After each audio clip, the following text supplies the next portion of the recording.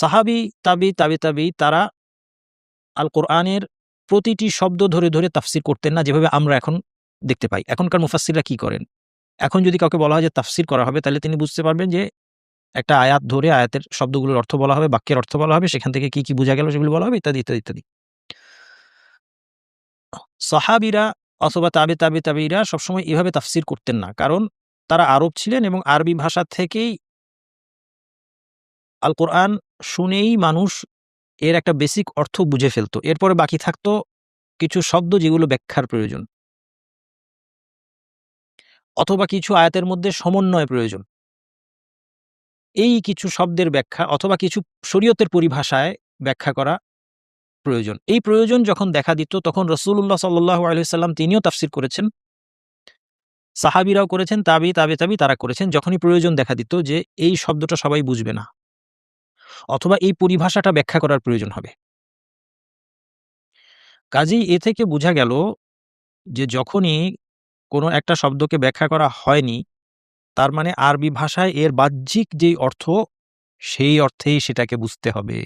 আমি বলতে চাচ্ছি যে আল কোরআন অবতীর্ণ হয়েছে কাদের মধ্যে, কাদের কাছে এসেছে আল কোরআন? আল কোরআন যখন অবতীর্ণ হলো, রাসূলুল্লাহ সাল্লাল্লাহু আলাইহি ওয়াসাল্লাম পড়ছেন আলিফ লাম মিম যালিকাল কিতাবু লা রাইবা ফীহি হুদাল লিল মুত্তাকিন। কাদেরকে পড়ে শোনাচ্ছেন? আরবদেরকে, কোনো সন্দেহ নাই। এবং এমন আরবদেরকে যাদের আরবি ভাষা বিশুদ্ধতম রূপে বিদ্যমান, এর মধ্যে কোনো ধরনের কোনো চেঞ্জ আসে নাই, সেখানে কোনো বিদেশী নাই। তারা একদম জন্মগত খাঁটি আরব, তারা আরবি ভাষা আদ্যোপান্ত বুঝতে পারে। তাদের কাছে রাসূলুল্লাহ সাল্লাল্লাহু আলাইহি ওয়াসাল্লাম তিলাওয়াত করছেন। এজন্য বারবার কোরআনকে বলা হয়েছে কোরআন আরবি, এটা আরবি কোরআন। কাজেই যখন এবং কোরআন আল্লাহ তাআলা অবতীর্ণ করেছেন কি জন্য? বোঝার জন্য না বোঝার জন্য? বোঝার জন্য। এটা বায়ান। আল্লাহ সুবহানাহু ওয়া তাআলা বারবার কোরআন আয়াতের মধ্যে আপনি দেখবেন যে বলছেন যে আমি বিভিন্ন ঘুরিয়ে ফিরিয়ে ব্যাখ্যা করেছি। উপমা দিয়ে, বিভিন্ন বাচনভঙ্গিতে, কখনো ভয় দেখিয়ে, কখনো আশা দিয়ে বিভিন্নভাবে ব্যাখ্যা করেছেন। আল্লাহ তাআলা বলছেন এটা সহজ করে দিয়েছেন আল্লাহ। কাদের জন্য? আরবদের জন্য সহজ। কাজেই আল কোরআন অবতীর্ণ হওয়ার সময় আরবরা এই ভাষা শুনেই যেটা বুঝতে পারছে বাহ্যিকভাবে কোনো ব্যাখ্যা ছাড়া, সেটা কি? সেটা সঠিক এবং সেটার তাফসিরের প্রয়োজন নাই। সেটা তাফসির করার প্রয়োজন নাই। আমাদেরকে তাফসির করতে হচ্ছে, কারণ আমরা তো আরবি ভাষাভাষী না, সে কারণে আমাদের বুঝতে হচ্ছে। কিন্তু তাদের প্রয়োজন ছিল না। সেইজন্য তার মানে যে কোরআনের সিংহভাগ তখনকার আরবরা এবং সাহাবীরা এবং তাদের সমসাময়িক যারা, তারা এমনিতেই বুঝতে পারছে। আরবি ভাষা থেকেই বুঝতে পারছেন তারা। শুধুমাত্র সেই জিনিসটা ব্যাখ্যা করে দেওয়া প্রয়োজন পড়ছে যেটা বুঝতে একটা অসুবিধা থাকতে পারে। অর্থাৎ যেটাতে শরীয়তে ভিন্ন অর্থে হয়তো ব্যবহার করা হয়েছে। আল্লাযীনা আমানু ওয়া লাম ইয়ালবিসু ঈমানাহুম বিযুলমিন উলাইকা লাহুমুল আমনু ওয়া হুম মুহতাদুন। যখন আল্লাহ তাআলা নাজিল করলেন যারা ঈমান এনেছে এবং ঈমানের সাথে জুলুমকে মিশ্রিত করেনি, তাদের জন্যই রয়েছে নিরাপত্তা এবং তারাই হেদায়েতপ্রাপ্ত। তখন এই আয়াতটায় গিয়ে রাসূলুল্লাহ সাল্লাল্লাহু আলাইহি ওয়াসাল্লামের কাছে একটু ব্যাখ্যার দরকার হলো। কেন ব্যাখ্যার দরকার হলো? কারণ সাহাবীরা প্রাথমিকভাবে আয়াতটা বুঝলেন ভাষাগত অর্থে। ঈমানের সাথে জুলুম করা যাবে না। তাহলে নিরাপত্তা লাভ হবে। আল্লাহর শাস্তি থেকে বাঁচা যাবে, হেদায়েত পাওয়া যাবে যদি ঈমান আনার পরে আমরা কোনো জুলুম না করি। আমরা তো শুধুমাত্র অক্ষর তেলাওয়াতের সওয়াবের জন্য তেলাওয়াত করি। সাহাবীরা তো তা করতেন না। সাহাবীরা এইজন্য কিন্তু প্রশ্ন করতেন। সাথে, সাথে তারা প্রশ্ন করেছেন। এটাও লক্ষণীয়। সাহাবীরা না বুঝে বসে থাকতেন না যে কোরআনের একটা আয়াত পড়ে চলে গেলাম, আমি বুঝতে পারি নাই।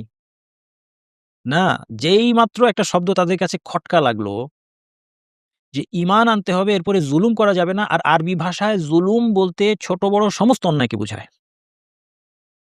এটা সাহাবীরা খুব ভালো করে জানেন। এবং তাদের কাছে মনে হতো একটা ডিফিকাল্ট ব্যাপার। আমি ঈমান আনার পরে যদি আমার নিরাপত্তা পেতে হয়, শাস্তি থেকে বাঁচতে হয়, হেদায়েত পেতে হয়, তাহলে ছোট বড় কোনো ধরনের কোনো জুলুম করা যাবে না। নিজের উপরেও জুলুম করা যাবে না, মানুষের উপর জুলুম করা যাবে না। নিজের উপর জুলুম কি?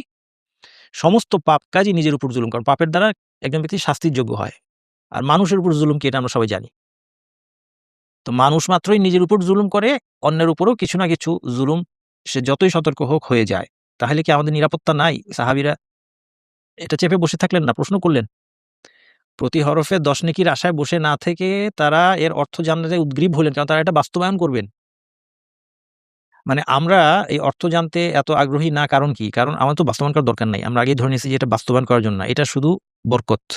বরকতের জন্য আমরা শুধু পড়ব। শয়তান যাবে আমার বাসা থেকে। সওয়াব আসবে, ১০ টা করে নেকি আসবে। বাস্তবায়ন করে ওটা না করলেও চলবে। এইজন্য আমাদের সেই তাড়না নাই যে আমার বুঝতে হবে, আরে কি বলা হলো এখানে?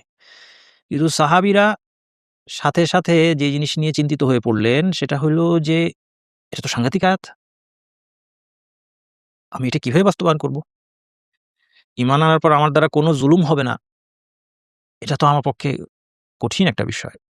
এইজন্য তখন রাসূলুল্লাহ সাল্লাল্লাহু আলাইহি ওয়াসাল্লাম ব্যাখ্যা করে দিলেন যে, তোমরা যা মনে করেছ তা নয়।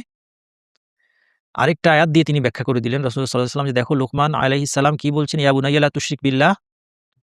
বাছা তুমি শিরক করো না। ইন্না শিরকা লা যুলমুন আযীম। শিরক হচ্ছে বড় জুলুম। এভাবে রাসূলুল্লাহ সাল্লাল্লাহু আলাইহি ওয়াসাল্লাম তাফসীর করে দিলেন যে ঈমানের পরে জুলুম করা যাবে না বলতে এখানে শিরককে বোঝানো হয়েছে। এখানে জুলুম শব্দটা এসেছে শিরক অর্থে। কাজেই কেউ যদি বেসিক নিরাপত্তা এবং হেদায়েত পেতে চায়, তাকে অবশ্যই ঈমানের সাথে, সাথে ঈমানের সাথে ঈমানকে প্রটেক্ট করতে হবে শিরক থেকে। এতগুলি কথা আপনাদেরকে এইটা বোঝানোর জন্য বললাম যে ১ম ৩ জেনারেশনে সাহাবী, তাবে এবং রাসূলুল্লাহ সাল্লাল্লাহু আলাইহি ওয়াসাল্লাম নিজে যে তাফসীর করেছেন কোরআনের, যে সমস্ত শব্দ ব্যাখ্যা করেছেন, সব শব্দ শুরু থেকে শেষ পর্যন্ত গোটা কোরআন তাফসীর যেমনটা ইমাম আত-তাবারি করেছেন অথবা আরো অন্যান্য ইমামরা ইবনু কাসির করেছেন, বাগাবী করেছেন, আরো বড়, বড় ইমামরা যারা করেছেন শুরু থেকে শেষ পর্যন্ত তাফসীর, সেটা রাসূল সাল্লাল্লাহু আলাইহি ওয়াসাল্লাম, সাহাবী, তাবে তারা করেন নাই কেন? কারণ এটাই। কারণ হচ্ছে আরবি ভাষা থেকেই তখনকার মানুষ এর অর্থ বুঝে ফেলছে। সিংহভাগ অর্থ বুঝে ফেলছে। কাজেই এগুলো আর বলে বুঝানোর তো কোনো দরকার নাই। আমি যদি আপনাকে বলি যে তুমি চেয়ারটা টেনে বসো। আপনি আসলেন আমার সাথে দেখা করতে। আপনাকে বললাম আপনি চেয়ারটা টেনে বসুন। আমার তো এরপর তাফসীর করার দরকার নাই। কারণ আপনাকে আমি কি বলেছি সে সবকিছু আমার জানা আছে। আপনি যে চেয়ার টানবেন, চেয়ার কি এটা আপনার জানা আছে। টানা মানে কি আপনার জানা আছে। বসুন অর্থ কি এটাও আপনার জানা আছে।